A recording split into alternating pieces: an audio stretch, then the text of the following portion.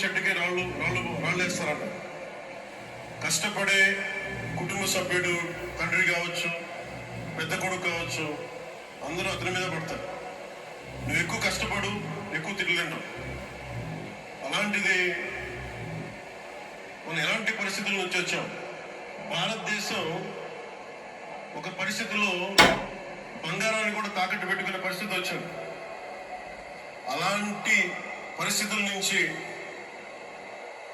దశాబ్దం పైనుంచి మూడోసారి ప్రధానమంత్రిగా ఆయన ఈ రోజున మన దేశాన్ని నడిపిస్తా ఉన్నాం. నరేంద్ర మోదీ గారిని తిడుతుంటే కన్నీళ్ళు వచ్చాయి. ఎందుకు అంటే చెట్టున్న పళ్ళకి రాళ్ళు తగులుతాయి అన్న విధంగా పరిస్థితి మారింది.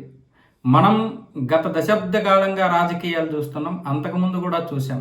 దేశాన్ని ఏ విధంగా నడుపుకొచ్చేస్తున్నాడు. కేవలం నీట్ పరీక్ష లీక్ గురించి కాదు మాట్లాడి, ఆర్థిక సంక్షోభంలో ఉన్నప్పుడు కూడా దేశాన్ని ఏ విధంగా బయటపడేశారు. ఈ చమురు సంక్షోభంలో ఉన్నప్పుడు దేశాన్ని ఏ విధంగా బయటపడేశారు. E20 పెట్రోల్ అనేది ఒకవేళ మనం ఈరోజు తీసుకురాకపోతే ఈ చమురు సంక్షోభంలో చాలా ప్రాబ్లం అయ్యేది. అయితే ఇవన్నీ చెబుతుంటే ఇక బీజేపీని పొగుడుతున్నారు. బీజేపీ ఏం చేసినా ప్రశ్నించడం లేదండి. బీజేపీ ఏం చేసినా ప్రశ్నిస్తున్నాం. ఈరోజు పవన్ కళ్యాణ్ గారు అనేది వాస్తవమే. ఆయన ప్రశ్నించాల్సినప్పుడు ప్రశ్నిస్తున్నాడు. నరేంద్ర మోదీని ఎప్పుడు తిట్టారు? మొన్న నీట్ పరీక్ష పేపర్ లీక్ అయిపోయిన తర్వాత ఆయన్ని ఏ విధంగా తిట్టారు? చిన్న పిల్లల చేత తిట్టించారు.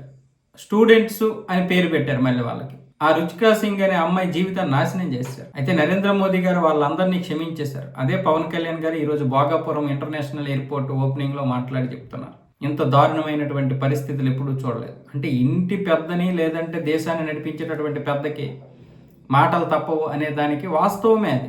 ఇలాంటి మాట్లాడితే కొంతమంది ఎక్స్ట్రాలు చేస్తున్నారు, కానీ నరేంద్ర మోదీని తిట్టినటువంటి వారు ఎవరున్నారు అక్కడ? నరేంద్ర మోదీని తిట్టడానికి వచ్చారా? నీట్ పరీక్ష పేపర్ గురించి మాట్లాడడానికి వచ్చామా?